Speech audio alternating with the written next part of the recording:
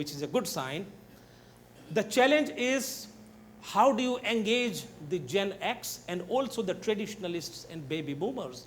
Because reality is, it is those people who are today at the helm of affairs in terms of making decisions, in terms of committing dollars or funds to the IBL initiative, and therefore it essentially is a change management program.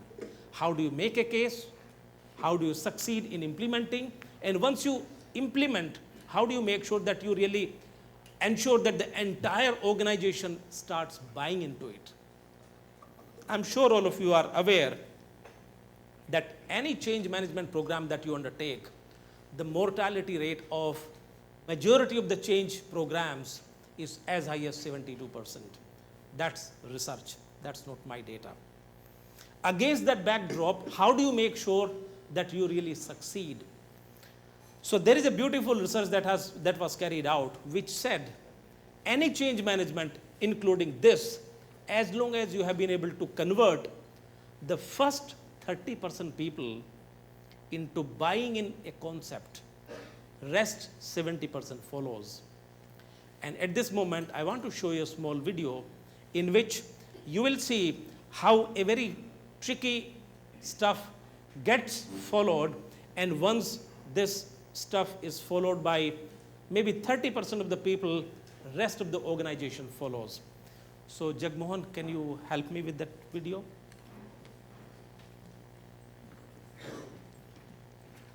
Yeah, yeah.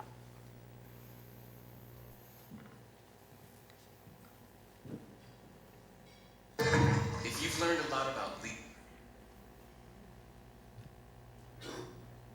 leadership and making a movement, then let's watch a movement happen, start to finish, in under 3 minutes, and dissect some lessons. First, of course, a leader needs the guts to stand alone and look ridiculous. But what he's doing is so simple, it's almost instructional. This is key. You must be easy to follow. Now here comes the first follower with a crucial role. He publicly shows everyone else how to follow. Notice how the leader embraces him as an equal. So it's not about the leader anymore. It's about them, plural. Notice how he's calling to his friends to join in. So it takes guts to be a first follower. You stand out, you brave ridicule yourself. Being a first follower is an underappreciated form of leadership. The first follower transforms a lone nut into a leader. If the leader is the flint, the first follower is the spark that really makes the fire. Now here's the second follower. This is a turning point. All of you will start joining this video. Anyway, so Jagmohan, can we get the next slide, please? So the point that I was trying to drive home is, let's accept the reality that technology and blended learning is a reality. It is here to stay. There are some organizations which will be quick to embrace this concept, and there are some who will not be so quick. The challenge, and you will see this challenge in the next 8 to 10 years, because these 8 to 10 years, next 8 to 10 years that you will see, you will really see the transition happening from the traditional method into IBL form of learning very, very rapidly. Those organizations who embrace this will succeed. Those who do not will actually be at risk, because this is not a matter of choice. This is a reality. So that was the point I was trying to make a point, that there is essentially an element of change management and also driving this as a leadership. Finally, it's not there? Okay. Yes. Sometimes that soft technology is quite hard, actually. We saw that right now. So I think this is a very famous quote, and I think I'm quite fond of it. If we teach today's students as we taught them yesterday, we are robbing them of their tomorrow. We need to bring learning to the people instead of people to learning. I think that's a model that is evolving. Okay. This is my final thank you slide. Okay. So thank you very much for listening to me. And thank you. Now we'll open the floor, the panel discussion. So the format of the panel discussion will be like this. We have three very experienced and renowned panel members with me. So I'll be asking some questions to them based on what I believe are some of the key issues around IBL. That's for about 45 minutes or so. Last half an hour, we would like to throw the discussion for all of you. So that's the whole approach. And so let me start with Emmanuel, the gentleman who has been in the forefront of learning and development. Emmanuel is the director of TMTC. Thank you very much for joining, Emmanuel. And can we call you Emmy? That's a, yeah? Okay, thank you. So Emmy, sure, yes. So Emmy has been someone who actually encourages, coaches, and drives a lot of learning agenda for the Tata Group. And I have very high regards for Emmy. So Emmy, if you could talk about the informality, and in particular in the context of Gen Y and the millennials, how you feel that informal learning is one of the key ingredients of the learning process, the way they learn. And also, if you could also give a brief introduction about TMTC for the benefit of everybody else. Yeah. So should I go with the TMTC introduction? Yes, please. Yes. Thanks so much, Prem. I think it's quite, the way you captured everything, the attention was amazing with those five questions. Don't you think so? What do you all think? Yeah. And the stunner was the IPL and IBL. Okay. But I still believe whether somebody leaked out the answer to that lady. No, but she's one of the... Anyway, that's on the lighter side. She's one of the case study winners. Oh, yes, she is? Yes. Oh, congratulations to you. Yes. So TMTC is the capability building arm for the Tata Group, and we operate on 4 verticals. We focused entirely on the Tata Group. The first is leadership development, and we look at leadership development at all levels, right from entry level to CXOs and CEOs as well. And we have structured programs as well as certain interventions which help in leadership development. Then the other aspect is on functional excellence. So it could be customer centricity or human resources or legal. So we take a deep dive into various functional aspects which are critical for the group, and then get the best with alliances across the world to India, or we take them out and we give the inputs and the learning inputs. The third vertical is actually a horizontal, which is on the values of the Tata Group. That unites all the Tata companies together, and that actually is the DNA of the group, which kind of binds people together. And we have very, dovetailed, customized interventions around that. We run a program on the Tata Code of Conduct. Just recently we did a program on investigation skills to help people bring about fairness. Finally, we also, with the ethos of the group, give back to society. And we have been recognized by the Department of Personnel and Training to provide leadership inputs to the civil servants. And so every year we have civil servants come and they learn from us.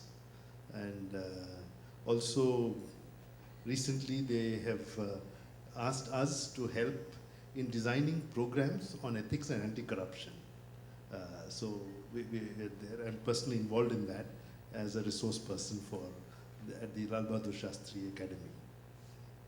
So, and then we also do a lot of research publications. I've got a colleague over here, Dr. Gayatri Phadke. She did some interesting study on women leaders, which was published by the ATD, the Training and Development Journal. And so that's another aspect which is there. And when I look at TMTC, we've been looking at people coming to Pune I said, hey, people coming to Pune, it's a facility. But I said, TMTC can come to you, and therefore we do programs now wherever, that anywhere thing. So then it's a concept. So learning can be given where it's needed. For example, sitting at this very seat, you had my colleague Damodar Padi. So TMTC conducts program for their high-performing managers in Trivandrum. And so that's a bit going with this whole concept of learning and, and TMTC. Very exciting, and I feel I'm privileged to be in this role, which is able to make a direction, make a difference, and influence the minds and hearts of several Tata leaders. So, on informal learning, Yeah. I was getting a little informal and went a little long. Yes, yes. So actually, one of my, I'm accountable to all colleagues in the Tata Group, the L&D heads, the CHROs and the MDs. And they come, people invest their time. We get some of the best of faculty. Then I said, does it make sense? And for me, that's a struggle. We can deliver a high-class program. You can get the best of faculty. At the end of it, if people do not necessarily have some takeaways, it becomes a problem. And so we've been doing various things. And first and foremost, we've looked at aspects of project work, which ties back to the company, and there's a follow-up. And when you do certain things, there is a certain amount of, recall. So there's a sense of informality, but it's pretty formal. So then I checked, how do people learn? And then, for me, tremendous examples are there of informal learning. So what we do, we have get-togethers, and even in the get-togethers, for example, we try and, make it interesting. For a program on ethics, we had a get-together. Normally people, in a get-together, what happens. You have good food and you have a good drink, and then you will come and say, if you see someone like Yashvi, you say, Gana gao yaar, joke bolo. That kind of a situation. So we said, that doesn't make sense. So for one of the things recently, last month, I had Ashish Vidyarthi, who's a film actor. I said, Ashish, he said, Amy, I'm interested to talk on ethics. I said, come and share your views. So I said, here's an ethical villain. And then he narrated certain things about his industry, and what about, and suddenly there was a lot of learning which happened. I worked for a company, the British CAS. That's when, this informal learning was interestingly structured.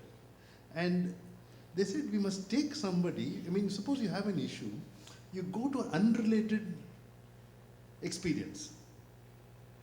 And in that unrelated experience, you experience it, and then you kind of absorb yourself, and thereafter you express whatever you learn, and then you kind of, think of certain hypotheses and what change you can bring, and then you can actually bring about, revisit your hypotheses and make some changes.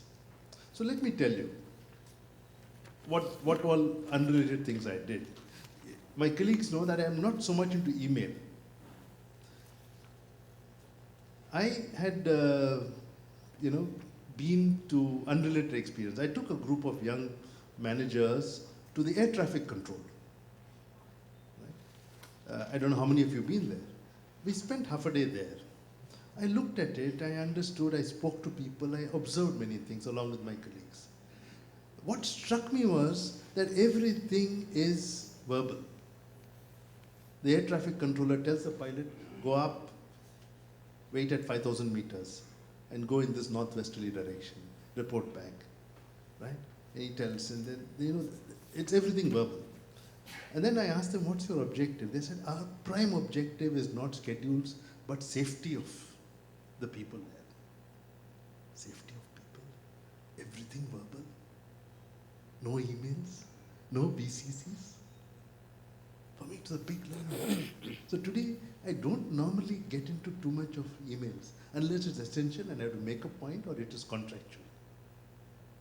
But for me, If someone were to sit me in a class and teach me that, I wouldn't have learned.